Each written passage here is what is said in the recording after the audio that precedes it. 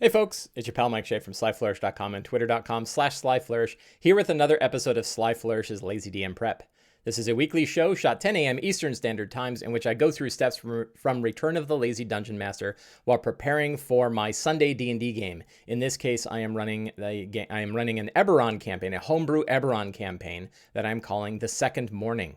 This show is brought to you by the fine backers of Sly Flourish at Patreon. If you go to patreon.com/slyflourish, you too can be a patron of Sly Flourish and help fund all of the equipment and all of the bandwidth and a lot of other little odds and ends that it takes to make shows like this and to keep the website going and all of the other bits of the Sly Flourish empire. If you would like to help support the show, you can go and back me on Patreon over there. If you do back me on Patreon, you get access to an adventure that's only available there called Regnum Ratus, The Rats in the Cellar. This is an adventure I put together over the last couple of months and cleaned it up and got some good design work from Brian Patterson and a map from Axebane, Daniel Walthall, and put together as a Patreon exclusive. So if you back Sly Flourish on Patreon, you can get access to this level 1 to 5 adventure in which you go through the ancient tunnels beneath an inn and hunt for an evil that has saturated in the land. So yeah, if you want to back me there, that'd be awesome. Let's see. So we got a bunch of people here today. Wow, lots of people here today. Hey, my mom is here. Hello, Mom. Always have to say hi to my mom. So last week was the first full session of my Eberron Second Mourning campaign. And I didn't know exactly where they were going to go. So some of like session 0 and session 1 is a bit of playing catch up because the story's sort of rolling forward. And the way I tend to run my campaigns is I don't have this super clean delineated story yet. I am kind of figuring the story out based on choices that the players make and then sort of solidifying from there. And it's always a bit tricky. So like in session 0, I don't even know who their group patron is going to be. I don't know who they actually work for. So I have like a scene in mind. And the scene was that a lightning rail car in the city of Sharn is exploding. That agents, supposed agents of the Lord of Blades is trying to blow this up to make a statement. But it's really not Lord of Blades agents. It's somebody else. And, and I figure like I've got that scene, so I'll figure out how to change the details of the scene to fit whatever group patrons and stuff like that. Like they're there to meet somebody and that somebody has some important information to tell. But I have to fill a lot of that in. So as the game is going, I'm trying to figure out, who the patron is and what and kind of information they're going to get and all that sort of stuff. So then in session 1, I'm starting to catch up and I'm like, oh, okay, like here's these different places you can go. And, which one of the hooks are you going to kind of grab onto? There's like, well, who the Lord of Blades people, what's up with them? Do we want to figure them out? And, hey, there was this crazy harpy who tried to kill the person that you're, the information giver, which means that there were 2 attempts on her life in like a day. So do you want to find out who hired the harpy? Or you also have the mission itself that the group is giving, which is there is an ancient, not an ancient, but a ruined temple to Oron, the god of law and lore. And there is supposedly a book there called the Book of Making.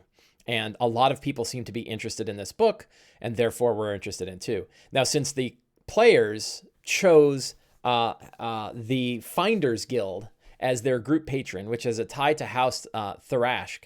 I think it's pronounced Tharashk. I don't know. Somebody in chat will correct me, I'm sure. Since they are, what is it? So they're with House Tharashk. So that changes the storyline a little bit that they're why they're going there. But I knew they were going anyway. So the group decided, not really interested in the Lord of Blades thing. And we have a job, and the job pays money, and we're Finders Guild, and that's what we do. And I'm like, cool, all right. So they kind of said like, we got this like weird Dask monster thing going on over here. We don't know about that. The harpy agent who was supposed to be like a flying banneret and then turned into a killer. And I want to talk about this scene because it was freaking awesome. And then we have, this crazy Lord of Blades thing where it's like somebody's trying to make it look like the Lord of Blades ran this terrorist attack, but they really didn't do it.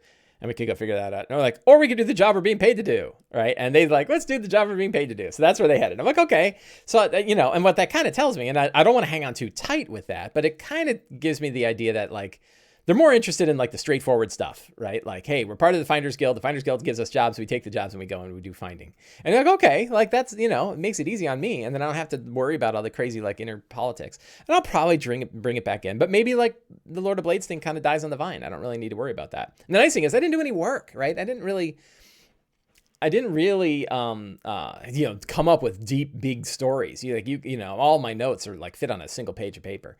So I can let the players kind of show me the kind of game they want this to be and then focus on that. And that I think is cool. And, you know, for me, like it's easier, and I think we'll talk about that today, that it's easier for me to run like, you know, a traditional, like you get a job, the job is go collect the thing is in a dungeon, you go into the dungeon, you fight some creatures and weird stuff down there, and then you get the thing. And we can make it more complicated, and I'm going to, but, you know, on the other side, that's like the nice purity of D&D. So then it's like, well, how do you take the traditional, like get a job, go into a dungeon, collect a thing, come back, and wrap it in Eberron stuff so that you've got these like, you know, the Emerald Enclave, you've got the Emerald Claw bad guys, and you've got, you know, monsters from Droam, from the criminal organization of Droam or Dask, and you've got, you know, all sorts of like different sort of players that are involved. And I think that the players could be pretty neat. Got dust in my eye. So the fun bit of, I think if you recall from the last session, I said, wouldn't it be neat if they're standing on an overlook? This is that strong start idea, right? Like how do you, and particularly like the strong start idea. So let's take a look at Return of the Lazy Dungeon Master for a moment. Let's drop into the book, right? And talk about the strong start. So I think here it is, create the strong start. Chapter 4, right? The idea about the strong start is that you really want to just dive into the action.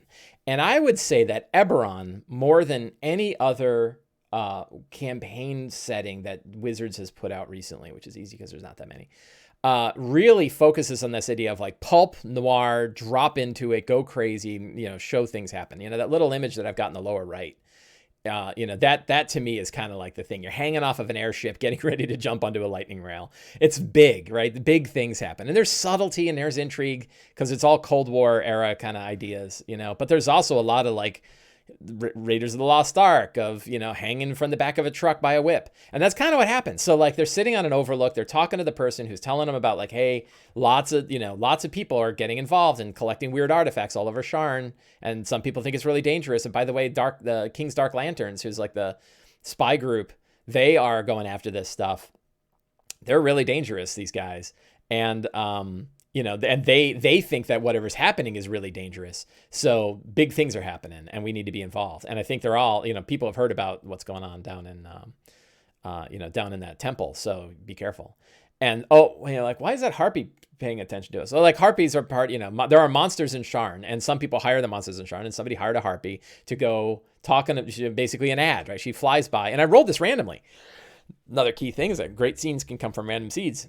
I rolled randomly on an idea on like a thing that could occur. And the thing was a harpy flies by talking about how there's a local merchant who has the best price on adventuring gear in town. And I was like, wouldn't it be cool if that harpy was also actually secretly an agent that was hired to kill the NPC that the characters are dealing with? And so the harpy flew in and it cried and it tried to charm people, and it charmed no one except the NPC, which is perfect. I can't remember if I cheated or not. I might have cheated.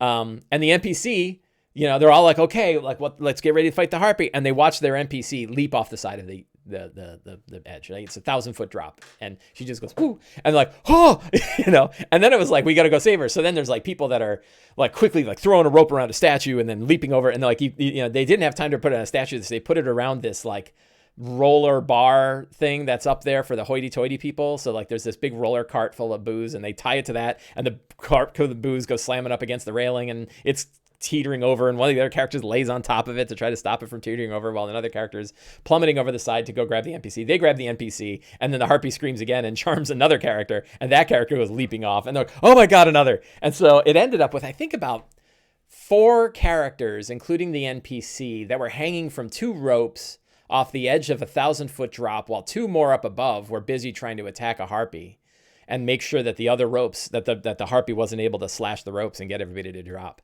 And it was, you know, it was like right from that picture, right? It was crazy action. It was like weird stuff happening. Everybody was understanding what was going on. It was, you know, it was nuts and awesome, right? And that scene worked out really well, and it was lots of fun. And then afterwards, they kind of rescued her, and she's like, "Okay, 2 attempts on my life is enough. I'm out. I told you my information. Give me my money." And they're like, "Give you money? We're not give you money." And then their patron NPC comes out, who is a half-orc woman. And let me drop over to my notes. Why don't we? A half-orc woman who I decided like we need to like introduce a main patron. So both my Wednesday group and my Sunday group now have these like primary patrons. Doris de Tharask, right? And she is a dragon-marked member of House Tharask. And she is she's like Sala from Raiders of the Lost Ark, but she's a female half-orc. And she's always like dressed in like crazy furs and like, you know, she's ready to go exploring. And everyone's like, you're in Sharn, right? You're in the upper tier of Sharn. Like, where are you going to go? And she's like, it's an image. You know, everybody thinks that, you know, the Finders Guild needs to look a certain way. So we try to look a certain way. And, you know, her thought is, you know, and what she said was like, we want to go where other people are going to be tomorrow, right? Like we go where others are, you know, we go where others are just dreaming. And there's all this danger that's going on, but there's opportunity there too. And, you know, we can ride off of this inertia, right? If there's this big pile of inertia that's going on in the city and a lot of people are looking for a lot of things, maybe we can get involved in this, and maybe we can ensure that the right people end up on top and the wrong people don't, and get rich in the process, right? So a nice solid motivation and an easy NPC. So she says that, and then she tells him, you know, like, let's go down to that place and find out. And I get open to the characters. I'm like, do you want to go to Nevermind, which is the bar that the Warforged go to engage in experiences? I think they ended up going there. Yeah, they went there. And, you know, the one of the characters who's like an early prototype Warforged went there. And they met with some kind of rough Warforged people that I kind of wanted to be. They're sort of like the IRA, right? I wanted them to be like, you know, hey, we're like normal upstanding citizens, but we're sympathetic to, you know, to the Lord of Blades. Just saying, like, we didn't do anything and we're not responsible. And they found out that the guy was like a traumatized Warforged guy from the war, the dude who tried to blow up the train. But they're like, you know, he met with humans and they told him he was just seeking odd jobs like a lot of us are. And they said, hey, we got good money for it. Next thing he knows, he's up there getting ready to blow himself up.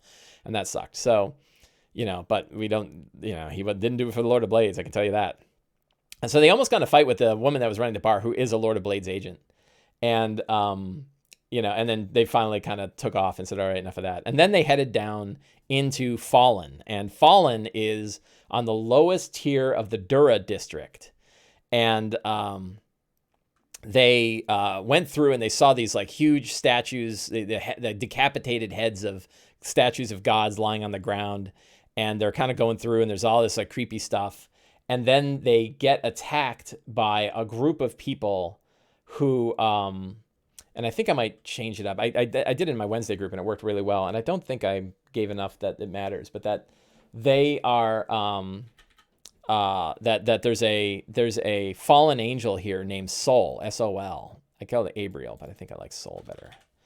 And it has a cult of Sol, who are made up of people like that. They're known to everywhere else as Ravagers. But the Ravagers are actually all kind of, or many of them have been charmed by this fallen angel, who's down, you know, the fallen angel who is down in the, down in Fallen and has taken over one of the temples. And I think it's always good to like take over a temple for the god of one of the characters as a thing. And they cannot face this idol, but they might see it. And then they go, you know, we gotta get away. So the characters were just talking to the cult of Sol, and the cult of Sol said, you're not worshipers, you're food. And they attacked. And so we are starting our next session with the characters getting attacked by a big pile of Ravagers who are, you know, they're bandits. So, yeah, so that's where the game begins. So if we go through our notes here, getting prepared for our game, that's where everything started. I haven't taken a look in chat. Arian saying good morning. Yay. He's not your problem. Says, my party has been dealing with politics of Avernus for a while. On Friday, I offered them a contract to get an artifact from a dungeon. They jumped on it.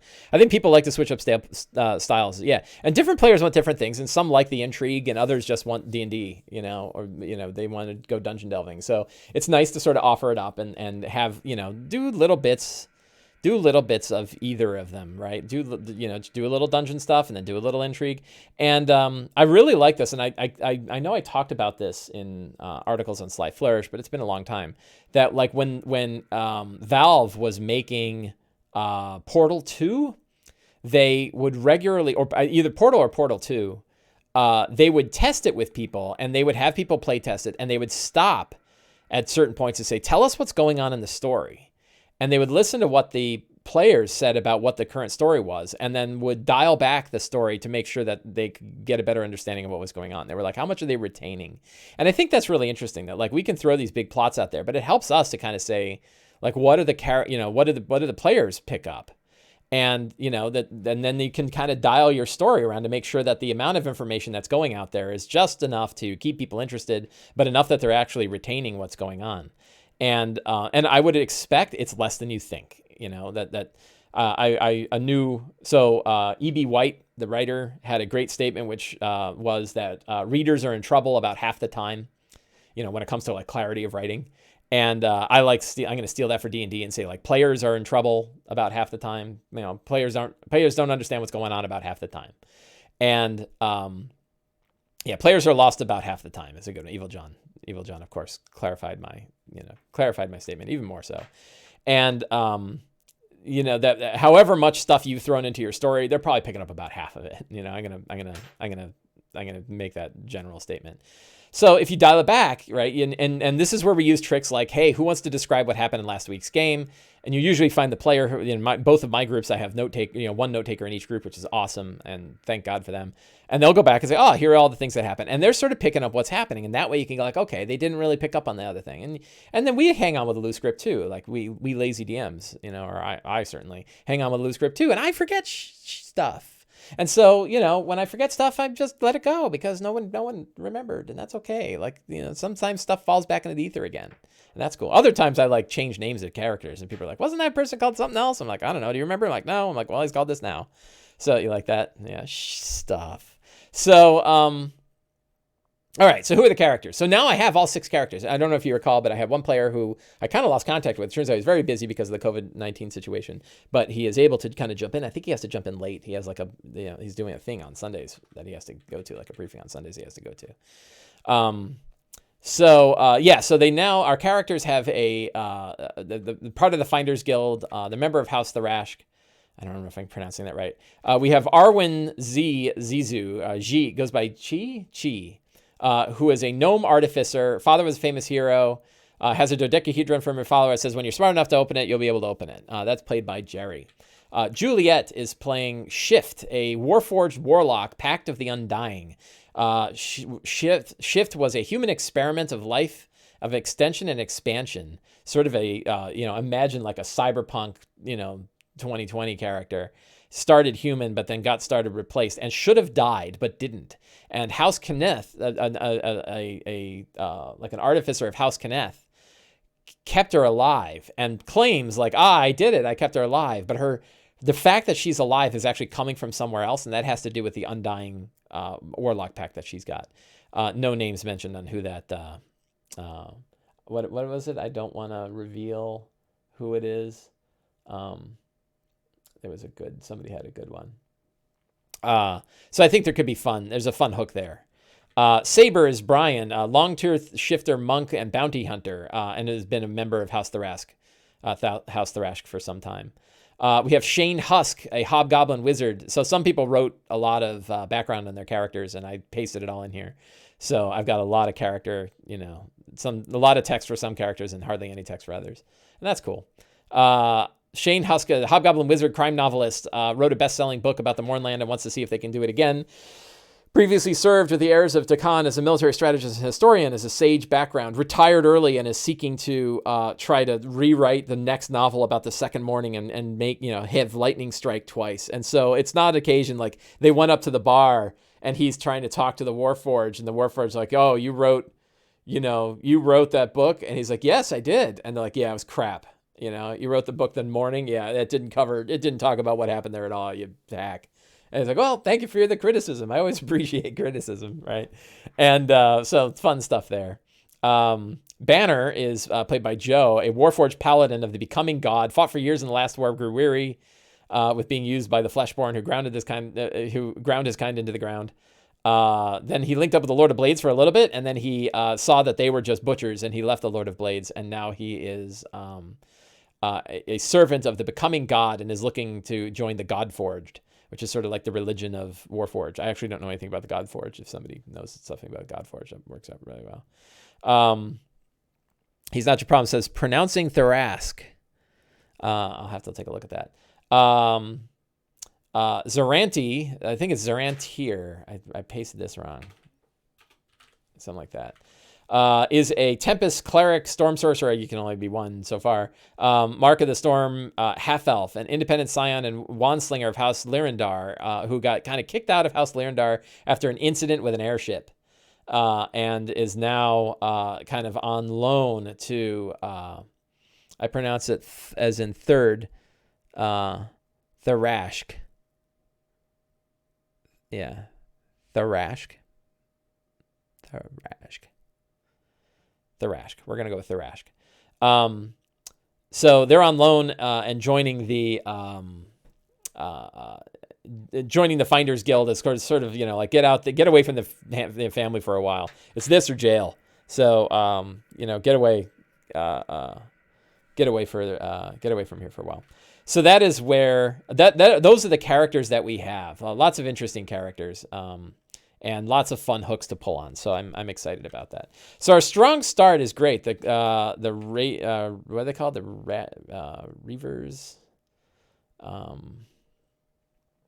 the Ragers, the Cult of Soul is what I'm calling them. I think they're called Ragers, right?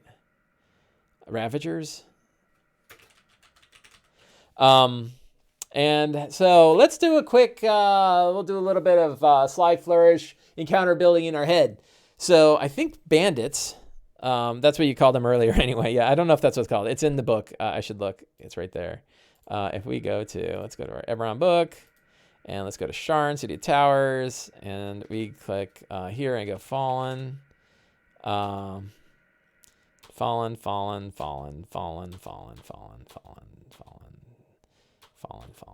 District of Fallen is a haunted ruin. They talk about Fallen all over the place. There we go. Fallen District of Dura. Today known as Fallen Strewn. Only the most desperate people live here. As a result, the district has lots of space. The followers of a radiant idol, the cult of the dragon blow, or any. I thought there was a thing about the name of the. Yeah, the Ravers, they're called. There it is. Search. Everyone else calls them the Ravers, but now part of them are following the cult of Saul. And these are bandits, right? So we have 6 characters. They are level 2. If we add up all of their levels, that is 12. If we divide that by 4, that's 3, 6, 9, 12. That's 3. So we have CR 3's worth of monsters, and we're going to be throwing bandits. The question, and I know it's going to be bandits. The question is how many bandits, right? Ravers, cult. Do we want to do bandits or cultists? Probably cultists, right? I mean, they are cultists, so let's go with cultists. Glow painted faces. Yeah, right. Glow sticks. Right. That would be pretty funny. I kind of like that. I might do that. Good old D&D Beyond. I think cultists are CR4 or 1/4. Cultists are CR 1/8. Wow. They are what is that? 0.2? No, it's 0.125. Something like that.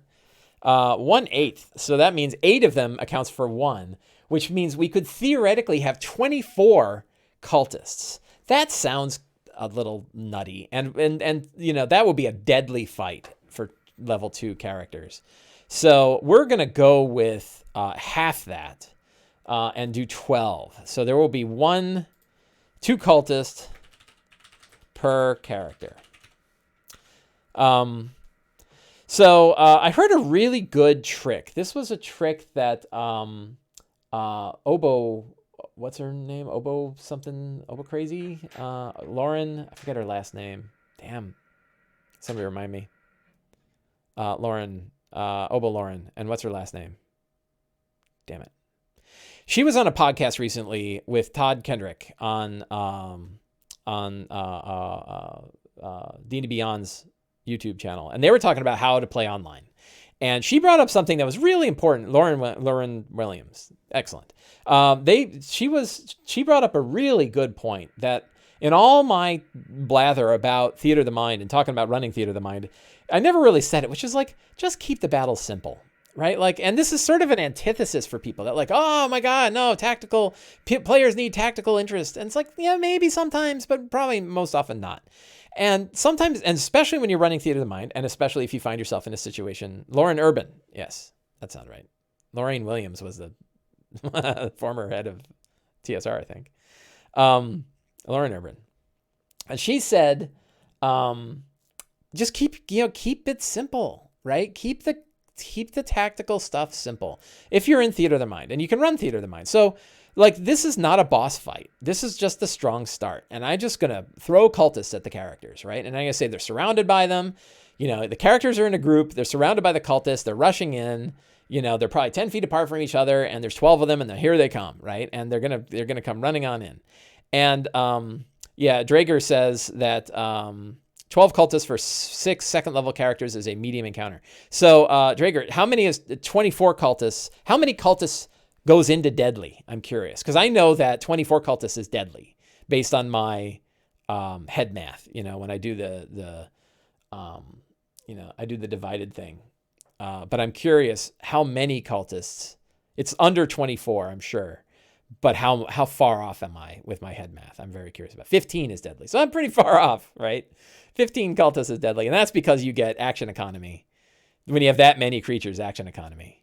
Second level characters for Serge Troy says what level characters. So 6 second level characters. I bet 6 second level characters would not have a hard time. They're not going to have too hard a time with 12 cultists, I don't think, because cultists just run up and attack. So anyway, that idea of like keep combat simple, I think it works, right? And I think like D&D had pretty simple combat for a long time. And I think it wasn't really until 3rd edition when combat started to get complicated and environmental effects and weird other things started to go in there. And that's cool. And you should put those in there. And you should have them for certain fights and boss fights and stuff like that. I think having a lot of complicated things going on, different types of monsters, maybe 3 different kinds of monsters is okay. And lots of like environmental effects that could bring things in there. I think that's cool. And maybe in an encounter like this, you could have some stuff around there. So, having said like, if we think about the area, what are some features of the area? You could have a decapitated statue of a god. What else? You could have like a,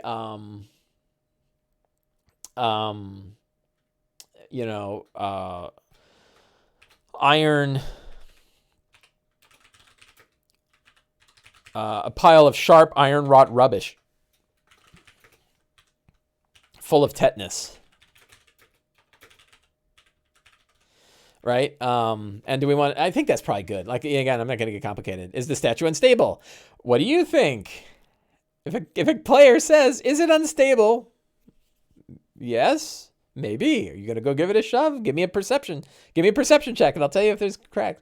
I don't know if jars of poison would be just sitting around, but I think like in this ruins of, the whole thing is they're on the street in the middle of Fallen, and Fallen is this place where like a whole tower collapsed down and destroyed this temple district. So there's like, all of those things. And the idea of like a giant pile of rebar, kind of sticking out of an area. And if you fall into it, you'll get like, you'll get tetanus. So that can kind of work. Ruined vehicles, golem type things that look almost repaired. But yeah, you could have like an entire wrecked lightning rail. Might be kind of cool. But I think we're good. I think that's solid. I'm happy with. I don't need it to be more complicated. But yeah, what Lauren said really struck home with me, which is like when you're running Theater of the Mind stuff, just dial back the complexity, right? Just keep things simple. That's why like being surrounded by a bunch of dudes, like they all know it, right? And it kind of sucks. And sometimes you want to say like for the player characters, like you have the drop in there's 2 guys standing there and not even paying attention to you, right? And they're 30 feet away. What do you want to do? And you're like, ooh, So you want to move like the advantage of the situation over back and forth. And in this case, they got surrounded by a bunch of dudes. They're going to get attacked, and they'll blast them with spells, and they'll hit them. So so there we've got that. And I think an interesting effect is that they'll see Soul. We'll step out of a nearby and kind of watch and like radiate this holy light, and they'll get this image of like, wow, they weren't kidding. There really is a god down here. And they're like, oh, that's not a god. So, so that goes. Serge Troy says, have you found VTT to be very accommodating, or is that sort of anti-lazy DM? I believe it is anti-lazy DM. And when I say anti-lazy DM, there's a couple aspects to it. I wrote about this, and actually, if you go to Sly Flourish right now, there is a article about how to play. I'll paste it in the chat for you. There was an article about the shared experiences of playing D&D online, and I think I will put that in my notes here too, because I think it's important. This is my attempt trying to help out, right? What is it called? I already forgot the name of it. Shared experiences playing D&D online. I call it shared experience because this isn't just me talking. I actually did some research and talked to a lot of people about what they did, and then tried to encapsulate it into an article that offered the best practices for this kind of thing. I think anything you can do to get playing D&D in a time like this is important. I talked about this last week too, that any tool that you can use that helps you get to play D&D is important. And if anything is making it harder to play D&D, then you need to think hard about what benefit it is giving. I have found that just getting people connected in audio with a shared chat window is enough for us to be able to play D&D. And I believe that I have enough tools available. So I'm using Discord, and actually my article on Monday is about how to play D&D with just Discord. And there's a lot of little tricks that you can do to play D&D with just Discord. A lot of people use Discord and Roll20 together, and I think that works fine. And that actually, I think the way I would do it is with a Chrome plugin called Beyond 20. But I have had players in both of my games who don't have access to a PC when they're playing. They're playing right off of a phone, or they have a tablet or something like that. And Roll20 is a little too hard to play, or sometimes impossible to play when you don't have a full PC. So because we're all not sitting in front of Windows PCs with Chrome running big screens and all of that, the lowest common denominator is important when it comes to the tools that we use. So I've learned how to use just Discord, and that works well. But lots of people use Roll20. I personally found that Roll20 is very fidgety, and there's a lot of like little tricky bits to it. I think Beyond 20, which is a plugin for Chrome and Firefox that connects your D&D Beyond character sheets and monster sheets with the roller system in Roll20, works really well. So I think if I was going to use Roll20, I would do, it's called Beyond 20 is the name of that plugin. And of course doesn't work with mobile. And to me, being able to play D&D over mobile is really important. So I've been using Discord, and even then it's been tricky. Like I had a friend yesterday, we were playing my Avernus game yesterday, and it went really well. I was very happy with it. But at one point, some goofy thing happened on the guy's computer, and it hosed up Discord, and it hosed up all the audio, and it took him a while, about 30, 45 minutes to troubleshoot what was going on. And they switched to the phone, but the phone connection wasn't great, and there's all kinds of stuff. So it was really tricky. And that was just Discord. So it can be, and this, that smart dude, right? And smart dude, good equipment, very eager to play D&D, and yet weird problems. And I think it ended up that like when he installed the software, it messed up his audio drivers, and it automatically set all of his defaults to 0. So he couldn't hear anything on the computer at all. It was really like troubleshooting it. And he was like, we're in the middle of a game, right? Like this happened 3 hours into a 4-hour game. And it was really frustrating for everybody. But we got to figure it out, and then we were able to come back into it. And next time we're all for the knowing. So he's not your problem. Says, as a DM, do you roll with Avra or hide your rolls? I hide my rolls. I like to roll. I have my nice wormwood dice tray and my fancy aluminum dice, and I want to roll my aluminum dice in my dice tray. So I roll outside of Avra, and I tell players that they are free to either use Avra or not. Some like it, some don't. Some think it's just kind of fun to play with. And then others are happy to roll on the table. My wife switches back and forth depending on which one rolled lowest most recently, which I think is pretty awesome. And so the nice thing about something like Avra is a Discord plugin that connects to your D&D Beyond character sheet. It's a dice roller, but it also can look up monsters or spells or things like that. So you can look up things inside, right inside. And it also can connect to your character sheet, and you can do like direct attacks from your character if you want, and it'll roll everything for you. And it's pretty good. It's really great. It's the initiative system in Discord and Avra is really cool in that you can set up, I'll show it right now because I've got it at the bottom of my thing here. You can set up this macro, and this macro lets you put all of the character names in. Even if they're not in D&D Beyond, you can put their character names in there. And you can put their initiative bonuses in there. And then run this alias, which is just bang, rollin' it, exclamation mark, rollin' it. And it rolls the initiative for everybody in the group automatically and tells everybody when they're going. And boy, is it fast. It's so much faster than asking people to roll initiative and recording it. And there's a little bit of like, especially when people roll low, they don't like it. But boy, it's so much quicker than asking 6 people to roll initiative and rolling for the monsters. And you can just do this. In fact, what I do is I usually stick a generic. And I give it a 1 on the initiative. Give it a low.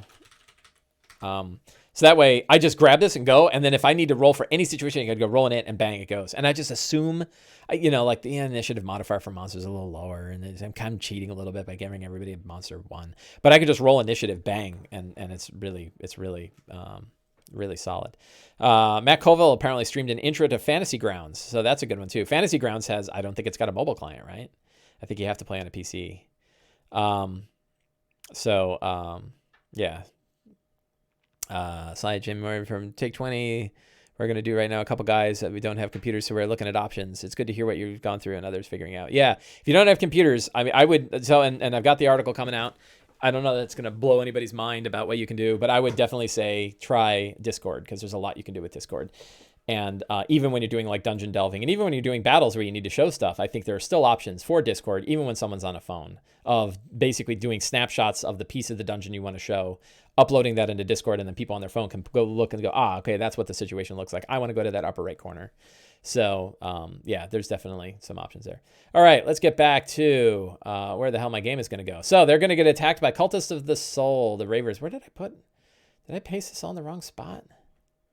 I wrote a whole thing here. I thought I did. Maybe I didn't. Am I in the right notes? I'm in the right notes. Yeah, so Cults, all the Ravers, and we decided that 12 cultists attack the characters. I swear to God I wrote this. Where did I write this? Did I put it in the wrong part of my notes?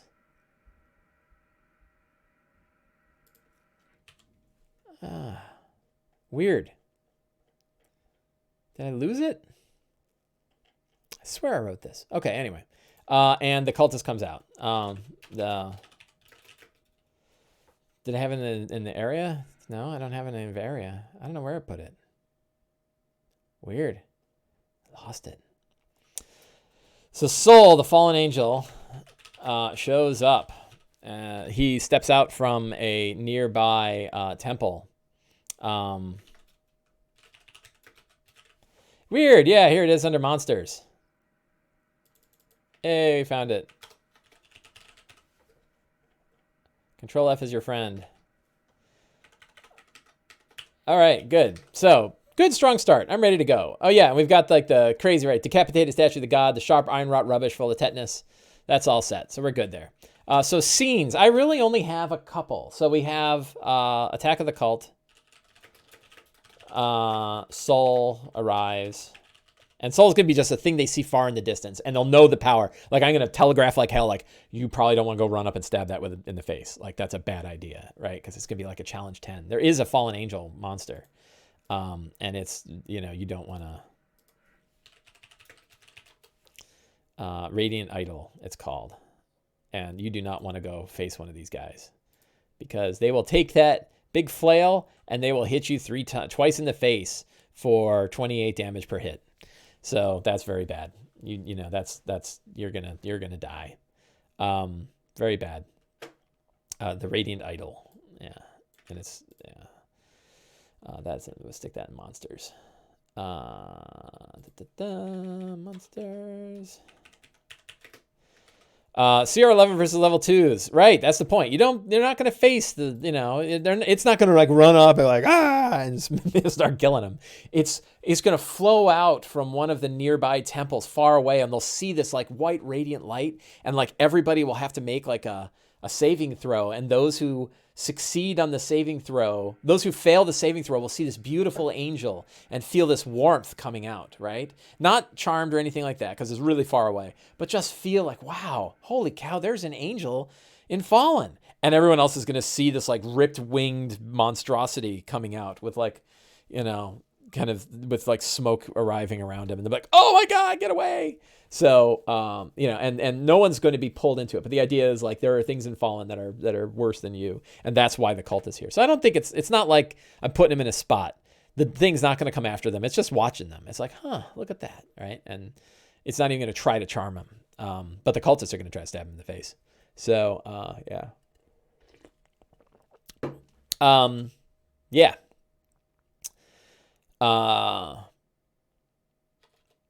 So that's the soul arrives, and then arrival at the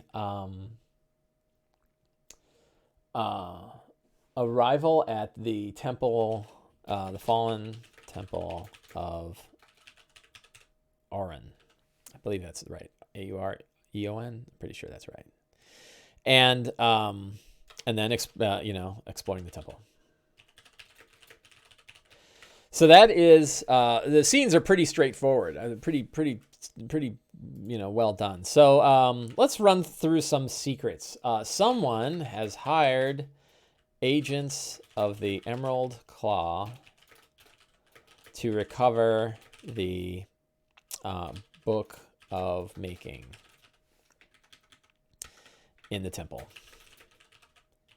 They don't know who. The Droam...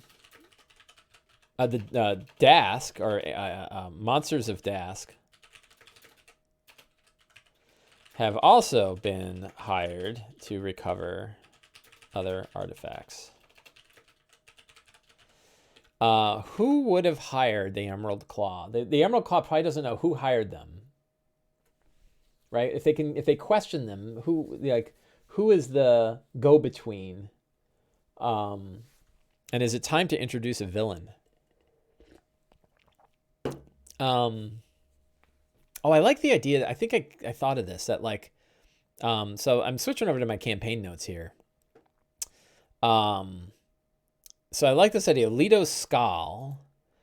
So what I did is I said, I'm running my own campaign. I should have like a brief outline of what I'm thinking is going on. And so I kind of wrote like chapters of like what I kind of think are going on. And we're sort of in chapter 2, which is agents of the Emerald Claw are attempting to acquire one of the lost books of making, blah, blah, blah, blah, blah. And then I was like, who are some good villains?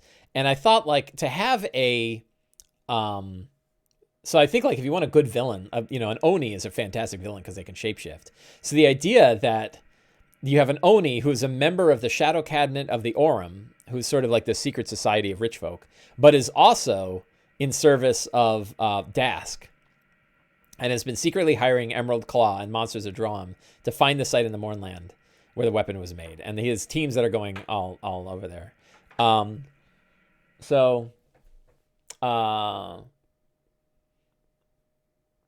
It needs a name. It needs like a call name, right? We need a way to identify it and a general look. So what we can do is we can run over and grab a random NPC, because he can shift into anything, right? So we'll go to our good old friends at Dungeon.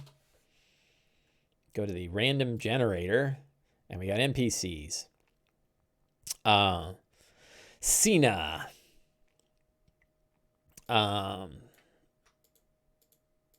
So a female elf alchemist. So who hired? Let's see. By Sina, a female elf alchemist. Red hair and green eyes, pleasant in appearance.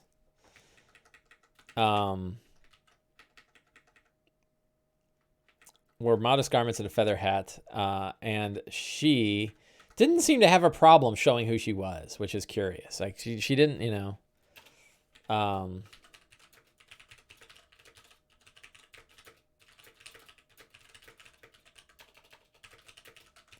So I think the kind of fun bit is that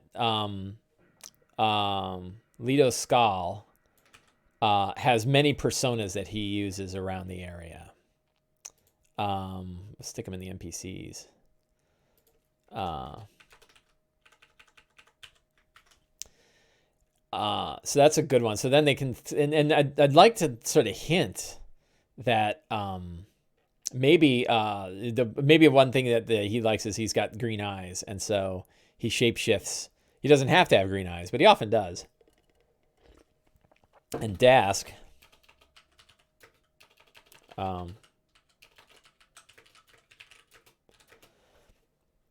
Dask was hired by, and this is one where like it could be too complicated. But the main thing is like, you know, you don't want to blow the Huga.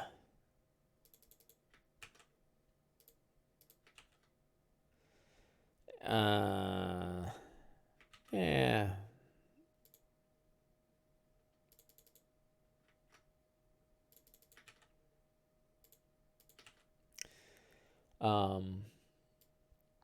Goldfinch, a male elf, with brown hair and amber eyes. We'll go with green eyes.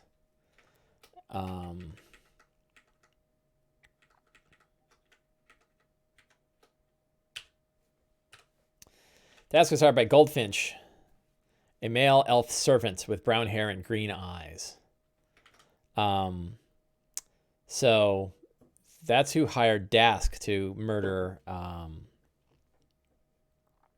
Murdo, right?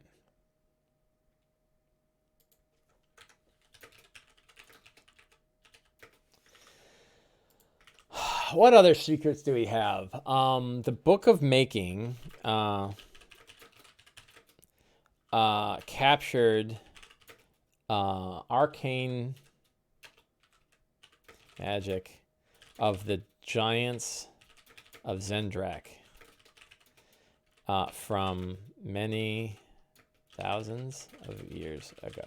I think it's more than, like, you know, from hundreds of thousands.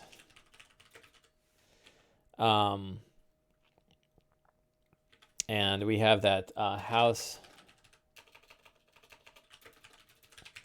owes much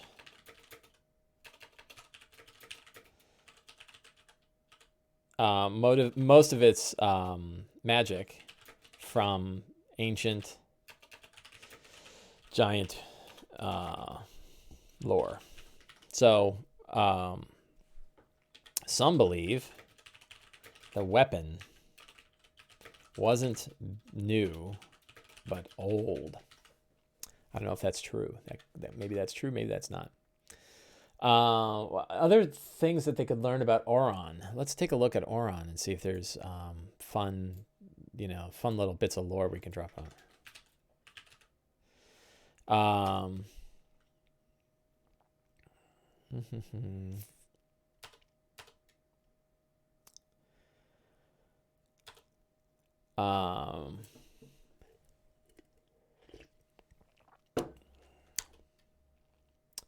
I'm just zipping through looking to see if there's any kind of fun Auron stuff.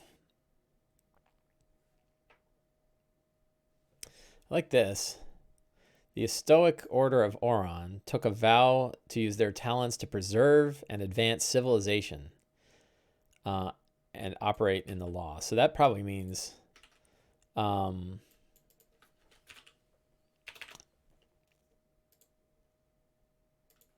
worry about, get rid of the law stuff. They hid dangerous magic.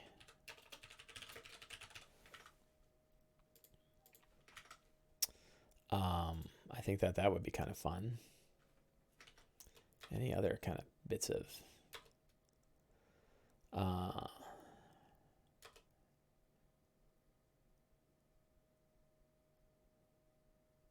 Upper Dura has the Stoic Order of Auron. That's pretty cool. This might be.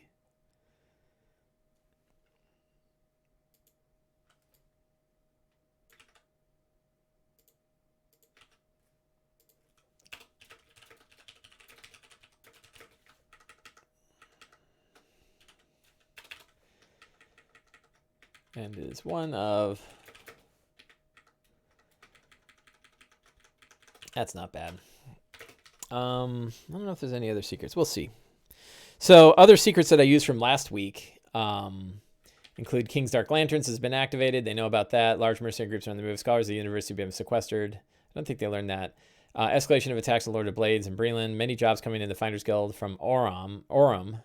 Das Criminal Group, monstrous immigrants from Durham that operates. They learned about that. Durham is an empire, yeah. Ruled by 3 hags. They did do that because they learned about the 3 nails. Juniper was hired by someone on behalf of Das. They learned about that. They don't know. Human with an old tattoo of a burning green hand. Emerald Claw has long since been disbanded. Its members are often independent mercenaries, cutthroats, and city bodyguards. So yeah, I think the one thing I changed was that I said that we're hired. EC was hired by Cena, and I think like, do I have a Lord Crash?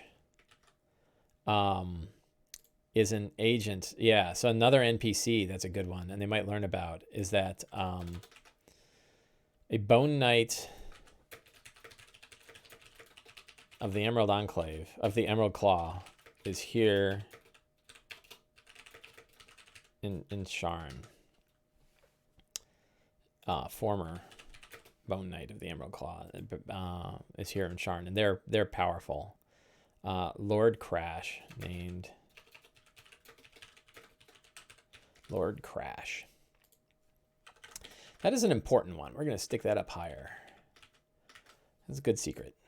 So fantastic locations. Oh, so one thing is I want them to have a shop of their own. So they have a coffee shop and knickknack store probably in Dura. I think Middle Dura is a good place for it, and they need a name for it. So we're figuring that out.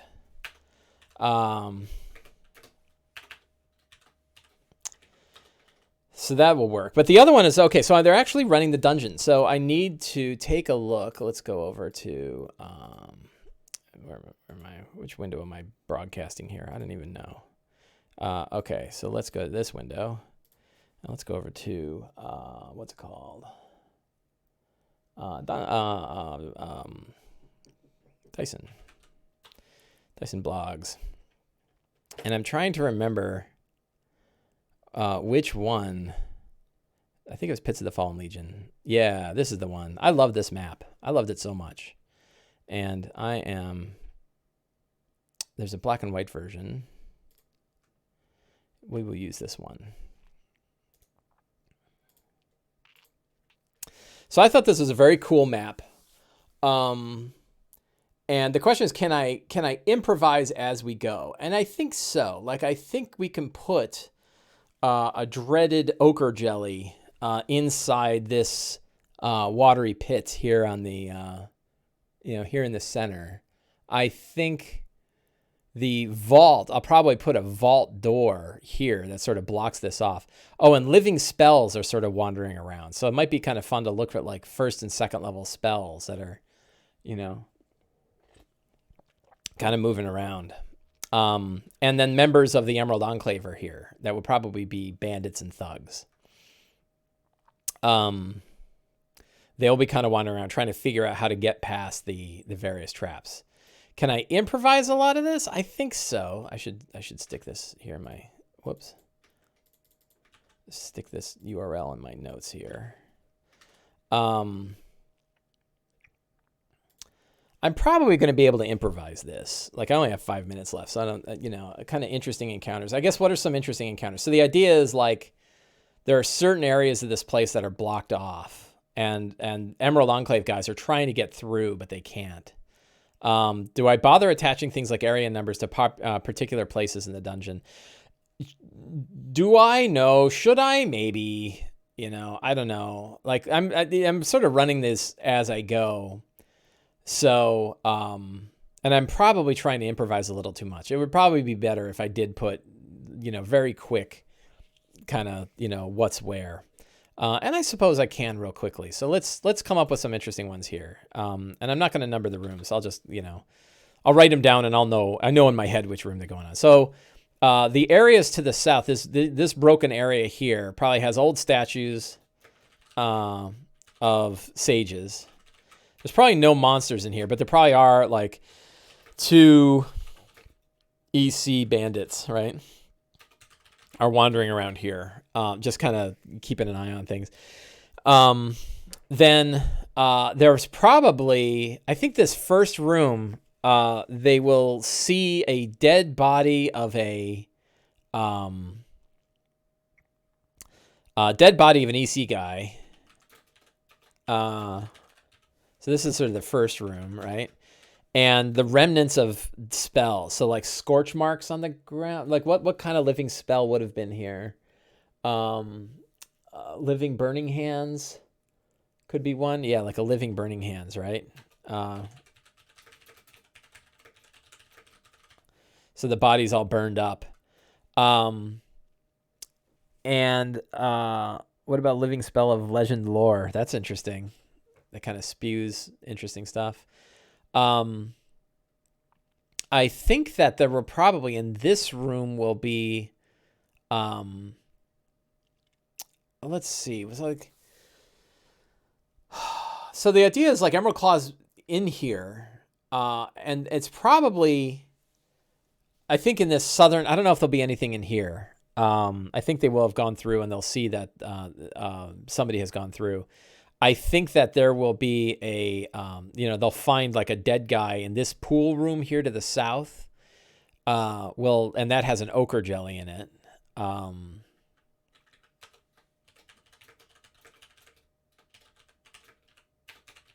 Dreaded ochre jellies. Ochre jellies are kind of going to be kind of interesting. And we'll see if I need 1 or 2. Probably just 1. I think they have not. I think the Emerald Claw is in this center room. Those circles are probably like, I don't know what those are. Torn tapestries. What would they be? Statues, wells, or pits? Well, what would make sense if you had a temple of Eberron here? They could be pillars of knowledge, right? And a statue of Eberron. And they have not been able to get past here because there's a living spell that's beating the crap out of them further on. And that's what's sort of guarding this area back here, you know? And I think it could be a living scorching ray.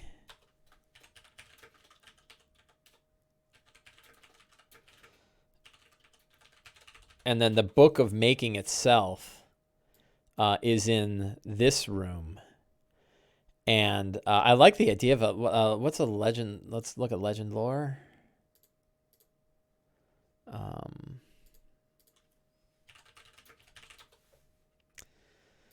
Legend lore is 5th level spell. That's crazy. Boy, this is like a DM spout lore, isn't it?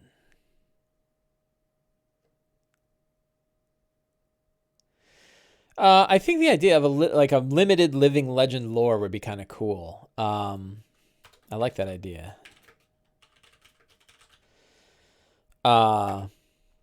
And it talks about the danger of the weapon. You know, that would be kind of cool. So, yeah. And I think, like, who is the head of the Emerald Enclave here? I keep saying Emerald Enclave. The Emerald Claw is probably a acolyte. So, like, we'll make like a limited spellcaster.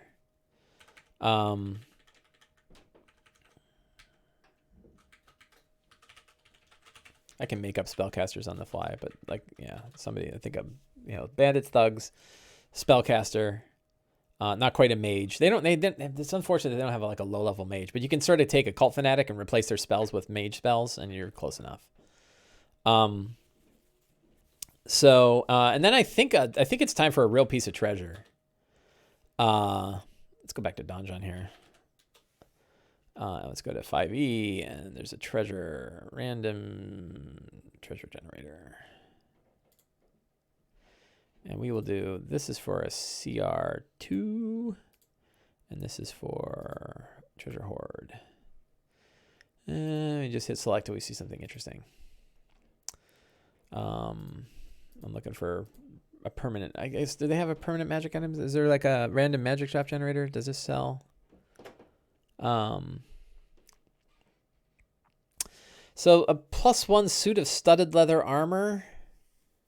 Compel its wearer to defeat Cast the Bloody. That's kind of interesting. +1 shield is kind of neat. +1 armor is considered rare, but +1 shield is not. Interesting. The studs are tiny skulls of people Cass has killed. It's funny that studded leather armor is considered rare. You wouldn't think so. Is it time for a magic weapon? Not doing a wand of fireballs. Not doing a wand of lightning bolts. Lots of wands this guy's got.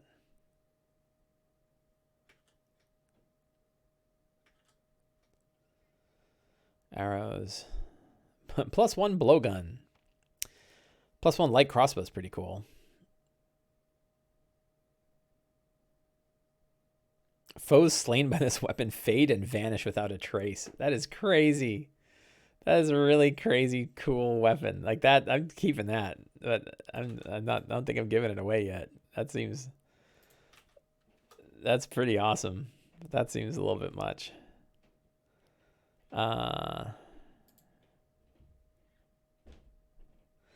Weapons of warning are always pretty good. Right, a weapon of warning warns you of danger. Uncommon. Magic weapon warns you of danger. While the weapon is your precision, have advantage on initiative roll. While the weapon is on your person. Oh, wow. In addition, you and your companions at 30 feet can't be surprised except when incapacitated by something crazy. Weapon of warning is really good. That's better than I thought it was. I thought it would like light up when orcs showed up or something. That's pretty crazy.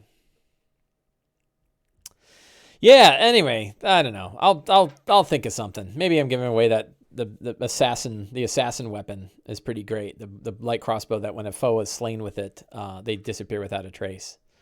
That seems like a really interesting weapon. Very dangerous weapon. So we'll see where we go. But it is time. So I feel pretty good about it. I think it's going to be fine. Let the players kind of drive the action, and we'll see. Can Alfred handle advantage and initiative rolls? Yes. I think on any roll, you just put ADV at the end. So in this case, I would go like that, and Shane would have advantage on his initiative check, and it would work. So yes, you can do that. So I think I am all set. I want to thank everybody for coming today. Always appreciate having people in the chat, hanging out and trying to think about how to run our games. And I hope you guys are getting out there and playing some D&D. So I will see you guys next Sunday. Have a great week and stay safe, everybody.